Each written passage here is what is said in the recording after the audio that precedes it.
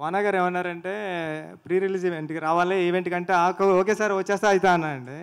ఎక్కడ తెలుసా అంటే శ్మశానం అన్నారండి. అంటే అప్పుడు తెలిసింది మాట. తర్వాత నేను ఒక 3 days ఫోన్ లిఫ్ట్ చేయలేదండి. కోన గారు నాకు మెసేజ్ పెట్టారు, వచ్చి లొకేషన్ మార్చేసాము, ఆ శ్మశానం తీసేసాము, ఇప్పుడు ఏంటిది మన దస్పల్లా కన్వెన్షన్ సెంటర్లో రేపు సాయంత్రం 7 o'clock దస్పల్లా.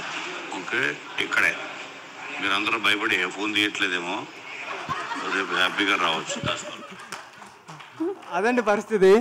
అంటే నేను ఎప్పుడు కూడా ఇంట్లో మా వైఫ్ లేదంటే ఊరు వెళ్ళిందంటే నేను లైట్ వేసి పడుకుంటా, వచ్చే వరకు మా అమ్మాయి ఏడిపిస్తూ ఉంటుంది నన్ను.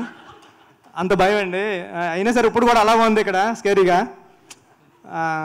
అంటే కోన గారు అంటే మీ పేరు రచన కోన వెంకట్ అని పడితే ఒక డైరెక్టర్కి ఎంత ఇంపాక్ట్ ఉంటుందో అంత ఇంపాక్ట్ ఉంటుంది. మీ సినిమాలన్నీ చూసాం, రెడీ, డి, అదుర్స్, మొత్తం ఏదైనా దూకుడు కానీ ఏదన్నా అంటే ఆ డైలాగ్స్ ఇంటికి పట్టుకెళ్ళి మరీ మాట్లాడుకున్నాం ఫ్రెండ్స్తో. అంటే లాజిక్తో ఉంటుంది మీ కామెడీ అంతని.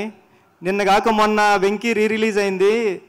అంటే డైలాగ్స్ పడుతుంటే ఆడియన్సే ముందు చెప్పేస్తున్నారు ఈ డైలాగ్స్. సినిమా టోటల్ మొత్తం ఒక రైటర్కి ఎంతకన్నా గౌరవం ఏమో ఉండదేమో అనుకుంటున్నాను నేను. అంటే ఈ సినిమాలతో నవ్విస్తూ ఉన్నారు, అంతా నవ్వించారు. గీతాంజలితో 10 years బ్యాక్ అంతే భయపెట్టారు.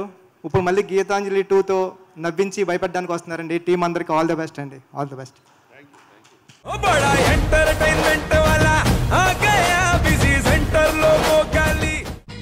సక్కు సక్కేంద్ర సక్కు సక్కు బాయ్ బాయ్ బాయ్ బాయేంద్ర భార్గవ్ బాయ్ బాయ్. గిరాకి వచ్చే టైం ఏంది, కస్టమర్లు వస్తున్నాడు, రేటు కలిపి గురి. కస్టమర్లు వస్తున్నారు కదా, మాత్రం పొగరు ఉంటది. మరి తగ్గించేద్దాం పొగర్ని. డబ్బులు కట్టేస్తామేంటి కొంప తీసి? లేదు, కస్టమర్లు ఆపేద్దాం. పదా మరి మన బిజినెస్ స్టార్ట్ చేద్దాం.